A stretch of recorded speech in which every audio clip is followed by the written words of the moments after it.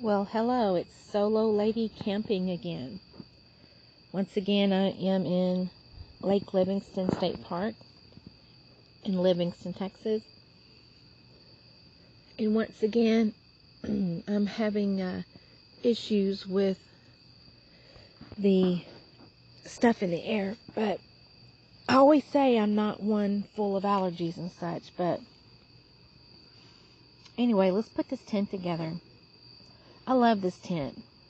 And you see I am straightening out the fly. Funny story, I put this tent up 5 times before I knew exactly how to do the fly.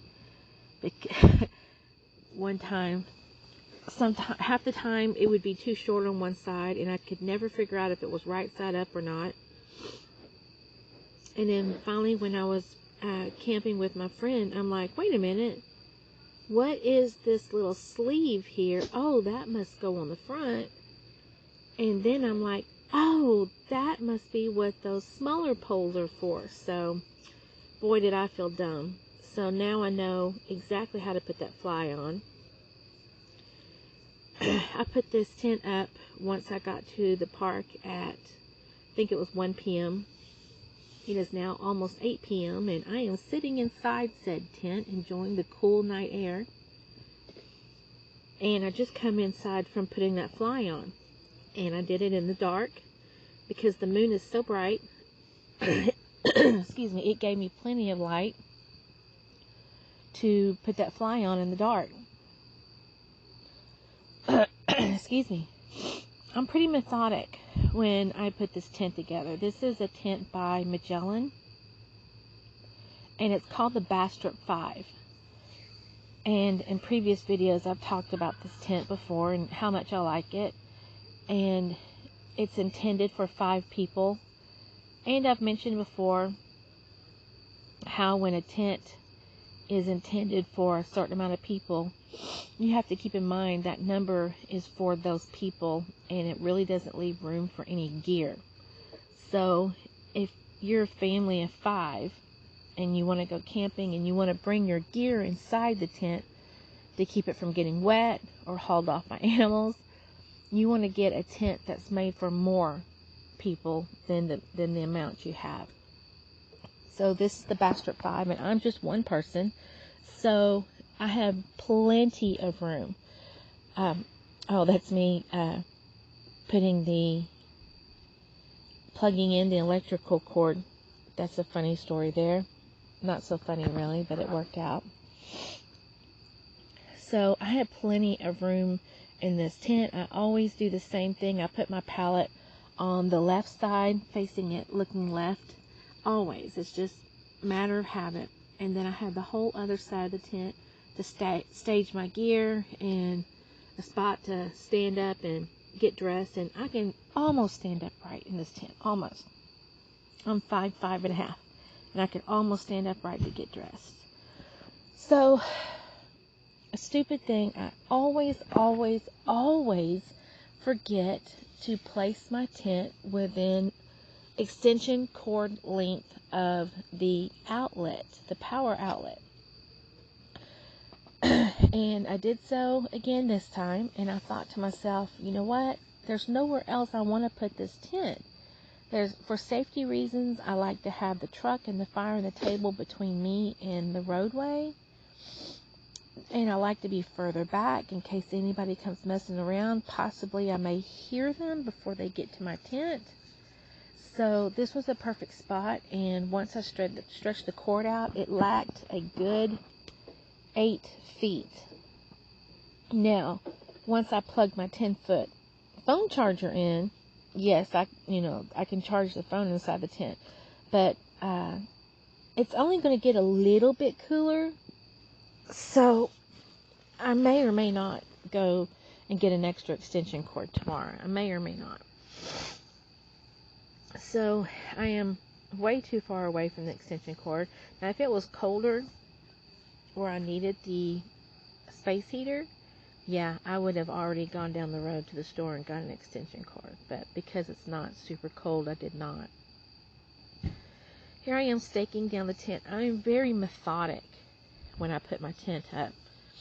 Very methodic, because the last thing I want to do is search for stakes, the tent stakes, in all those leaves. And although they're pretty visible when you can't get them stuck deep down into the ground, once they're laying flat, they're gone. They are absolutely gone. So I know, let's see, I think it's 11. I could be wrong. 4, 5, 8, 9. I think it's 11 stakes total. So I'm very methodic. I keep them in a very specific spot always. And as I put the stakes in the ground, I'm counting how many I have left.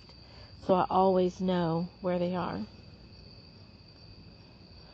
I must have had a nightmare that my tent poles were broken or something, because as I was putting the poles together, I was constantly looking for the spot that was broken, prepared to duct tape it for security, but I never found the broken spot. So it must have been a dream or something, thankfully, because I had no broken tent pole.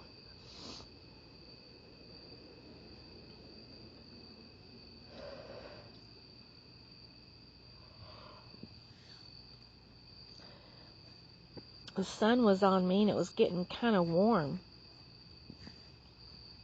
I'm really surprised it's not cooler than I thought it would be, because my house at home, I've been turning the AC off in the morning and leaving the door open so the doggy can run in and out. Poor doggy did not get to come with Aunt Sarah on this trip.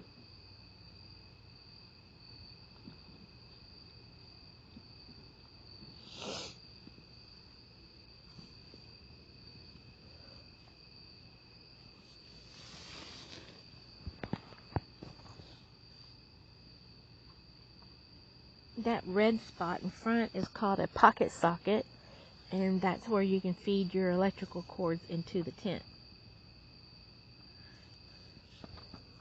Don't call me a glamper. I'm not a glamper. Just because I want electricity doesn't mean I'm a glamper. It's all about sleeping in a tent, sleeping under the stars. It's about cooking on a fire. It's not about dying of hypothermia, which I do hope it gets chillier. It's going to be a cold front here in Livingston the day I roll out and go home, unfortunately.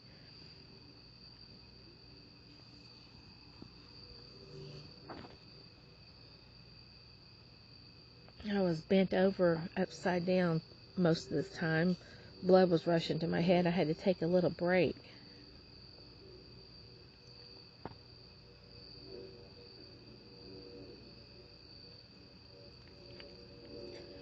Tomorrow I'm planning on going to town and visiting some of the antique shops and taking my time, staying as long as I want. I'm not looking for anything, but if I come across any Lenox Snoopy ornaments or any teacup or coffee cup ornaments, I won't be mad. They may have to go home with me.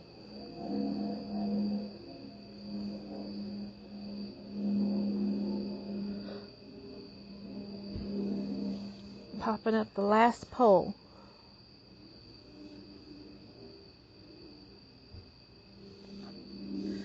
Those black sweatpants I've had about 3 or 4 years. They've come into very good. They've come in handy. It got so hot about 3 or 4 when I was cooking my dinner that I got the scissors out, and those sweatpants became sweat shorts.